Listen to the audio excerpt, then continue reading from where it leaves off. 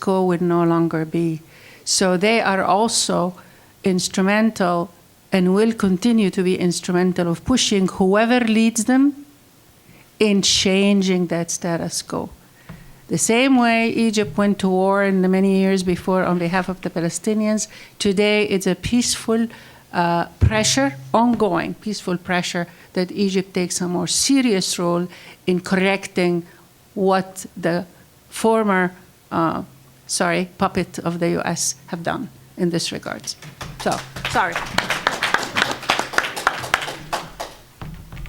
Next question. To what extent does Hamas, the Islamic resistance movement, support the UN resolution for Palestinian statehood?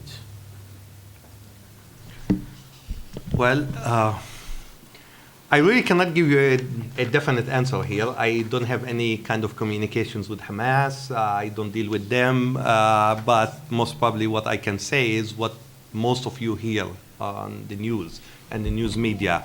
I know that a lot of people in Gaza Strip will be definitely rejoicing as a result of the United Nations bid for Palestine. I'm not quite sure. Really, it's tough to give an answer to this question. I just want to clarify something here, and again, we go back to numbers. Hamas followers and numbers on the national level, the Palestinian national level, is around 30%. So yes, they are a big group, but the 30% cannot decide for the 70%. Let's keep that in mind, okay? And with that, I really don't know. Whoever asked this question, I cannot give you a definite answer. I will definitely give you a definite answer if the question is about the Palestinian government or PLO, which I associate with all the time. Next questioner asks if any of you has personal history as a refugee. Perhaps we can expand that to, do you have a family history of refugee, or do you know people who've been refugees, are intimate with people who've lived in refugee camps? And can you describe that to us a bit? Well, I think when we left Palestine in 1948, and as a result of this mass exodus, I was born in Amman, Jordan. And when we went to Lebanon, I think there was a lot of Palestinians who had a very hard time making ends meet. Here are people who came to a foreign land who did not have the citizenship or the wherewithal to get their lives back on track. And I think the United Nations helped tremendously in making their lives possible through granting them, providing them with health clinics, schools, providing them with scholarships to go to college and to school. So I think the United Nations was very important, and particularly the United Nations Relief and Works Agency. And actually, my son is working now with the United Nations Relief and Works Agency and visits many of these camps. In school, we did visit many of these camps also. And you could see they haven't changed much. They are all one-level buildings. They've got narrow alleys. They've got open sewers. And they've become actually no longer tents, but they are actually makeshift shelters with corrugated metal and mortar and brick. But they have continued to be restricted access. They are living under difficult circumstances because they're not given the privileges of Lebanese, Jordanians, or Syrians. And I think they continue to maintain the identity of Palestinians. So I think it's a tough situation. It is a difficult life that has not changed in 40 years. You can speak. I can't speak. That's not the point. If you are just here's the mic. I'm here. Okay. We're here to have Palestinians speak for themselves. My name is Dr. Khanna. I'm a Hindu. Nothing to do with these two religions, but we are all the same, okay? I was a refugee They will understand if I use the word, I was a Mahajir, okay? So you know what it is. I did live for a short while in India in a refugee camp, okay?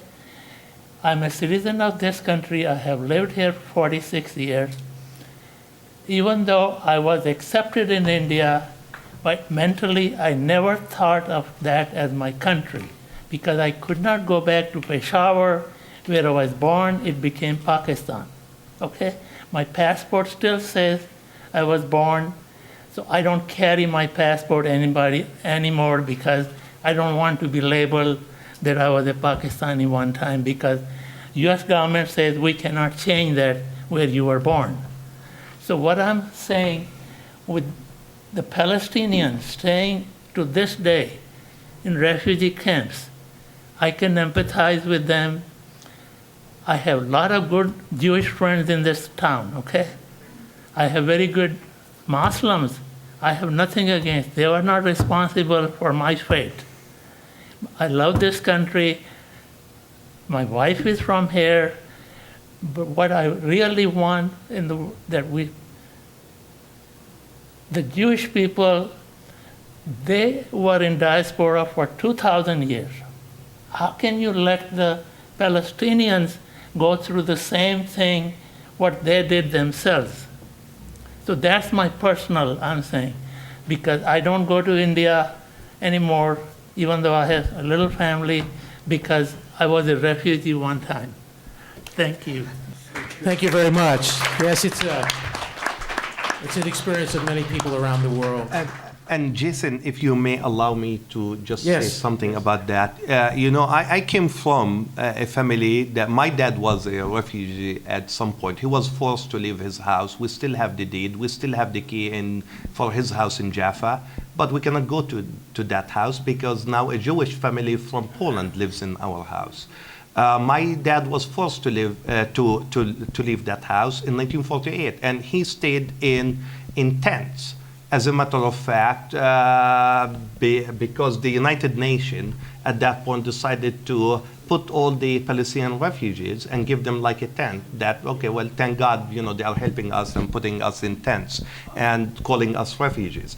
But also my point here is, let's not forget that even if you live in a city in Palestine, you are also considered, in my eyes, a refugee, because the majority of people who lives in Palestine came from places that Israel took in 1948 by force and forced them to leave their homes in the 1948 area. So even if I live in Ramallah or my family lives in Ramallah, we will never give up our status as a refugees, and we will never give up our right to return.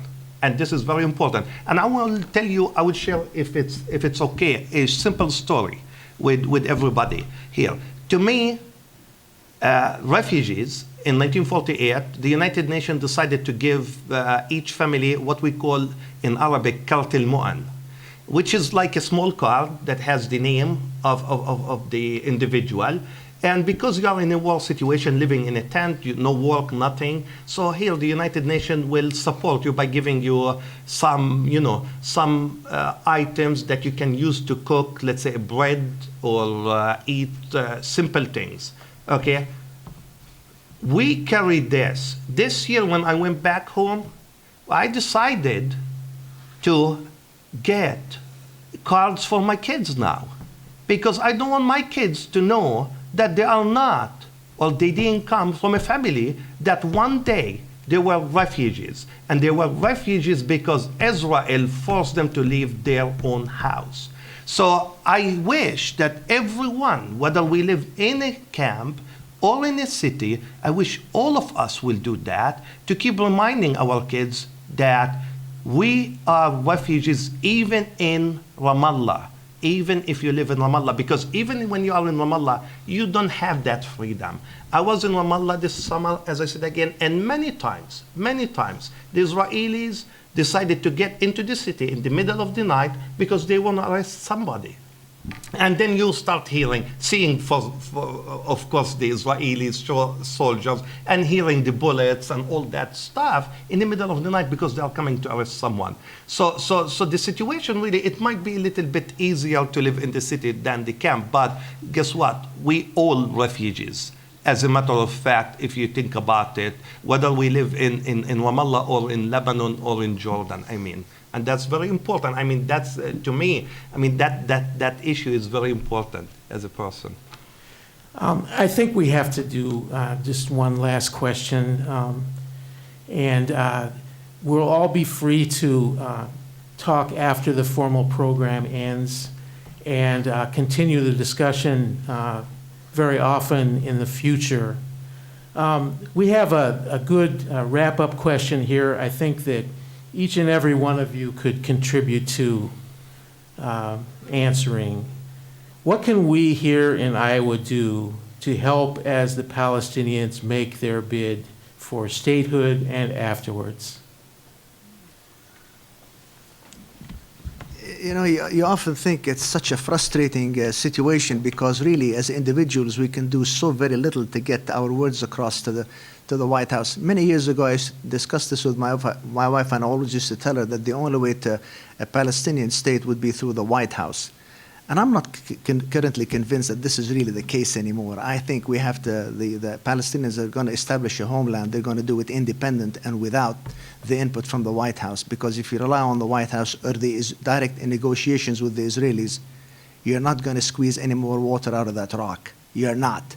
And if you look at the Israeli politicians, historically who they were and who they continue to be, a lot of them have proven themselves to be, in fact, at one time or another, Israeli terrorists, including from Itzhak Shamir, Menachem Begin, Raphael Eitan, Ariel Sharon. I mean, it is difficult to really negotiate with these people and get concessions out of them. I think it is up to us to do this. Now, as far as what we can do, I wrote a letter to President Obama, and I told him, actually, I gave him an article that I had written, and I told him, President Obama, when you came through Iowa City many years ago, I shook your hand and I told you not to forget the Palestinians, and you assured me you would not. And I told him a year ago, you said that in a year hence, which would be this September, we would have a new country, a new state representing Palestine in the United Nations. You said that a year ago. So he sent me a letter, you know, it's a usual letter. I think I circulated amongst our friends. I told him I got a letter from the White House. But there was nothing in it, you know. I mean, there was a lot of political jargon that really said nothing, neither for or against the situation. And I think it's very frustrating. And I think it's going to take, you have to realize that the pro-Israeli lobby has been successful in influencing our policymakers for nearly 100 years. And the Palestinians have really had no representation in this country for so many years. It's going to take a long time for us to catch up. But it will happen. And I think it will happen as we become more politically savvy and how we're able to contribute and donate to these campaigns of politicians who are trying to get back into office. We have to meet with them frequently on this scale, over and over again, and until eventually we're able to penetrate a larger number of them so that votes in the Congress and the Senate will change. But it's going to take a while. I guess I'm a bit more optimistic by nature anyway. Building alliances is crucial. We are still a minority voice in this country. And with the history of, just like what Dr. Hitchens just said, that historically this country and our wonderful representative in Washington, for us to really think they're going to do a 180-degree turn is like, you know, pie in the sky. So I think it's very important. We need to get our own lobby power. But that too will take time. So really building alliances and increasing our number. It's like throwing a pebble in the water. It gets bigger. It will need patience, but you still have to keep on persistently talking to people. And faith communities are very powerful voices in this country. We're still a very faith-oriented nation. The Christian communities in this country that are for peace and reconciliation in the Holy Lands is very strong. So I really think we should garner and continue to work with both the Christian faithful communities that are really are working for peace and reconciliation, as well as the Jewish voices. It's going to take every effort, but I really believe it's the faith communities that are going back to basics, what really our collective religions are teaching, which is not happening in the Holy Lands. Well, I agree with both, and I think it's important for us to participate. And to me, participation becomes very important. We cannot just sit down and wait for someone else to do the job on our behalf. I think if there is a rally, go there. If there is a gathering, be part of it. If there is an evening like this evening here, which in my eyes is a great evening here, really, to talk about these issues, be part of it. Be part of it. Bring a friend with you. Tell your neighbors. It is very important. When I established the Americans and Palestinians for Peace as an NGO here in the United States in 2000, 11 years ago, I thought, well, this organization is going to be working only in politics, which we have been doing. But my trip to Palestine last year and this year changed my mind a little bit also about also doing some social projects also in Palestine too. So if you can help, that would be great too. I saw firsthand the smile and the happiness on a kid face, a Palestinian kid face, when we decided as an organization to give a good number of kids a new bag for the school. Now, here is a kid that has the first time ever a chance to carry a new bag to school that has everything possible that you can imagine in it. When I saw the happiness on these Palestinian kids who, number one, some of them lost their dad or mom, or maybe their mom or dad in prison, or maybe they lost their home, or. So when I started to see that kind of happiness on their faces, I thought, like, you know what? Yes, it is important to continue to work about politics and in politics in the United States, but let's not forget these people who lives there, and they might go through school the whole time without even carrying a bag because they don't have the money to buy that bag. So if you can do something as a community in Iowa City, and if you need names of organizations that deals with kids like that and so on, please let me know. I will gladly share this information with you. I will be uploading pictures of those kids while they are receiving those bags on our website soon. And you will see the happiness. You can tell that how they are very happy to receive something like that. They never had the chance to get something like that. So let's work here in Iowa City. Let's organize, but also let's think if we can do something, even if it's a simple thing, to a kid there in Palestine. That makes a huge difference. Thank you all for coming tonight. Remember the postcards in the back and the business card for Americans and Palestinians for Peace. And on your chairs, the Ankeny Conference information. Thanks so much for coming.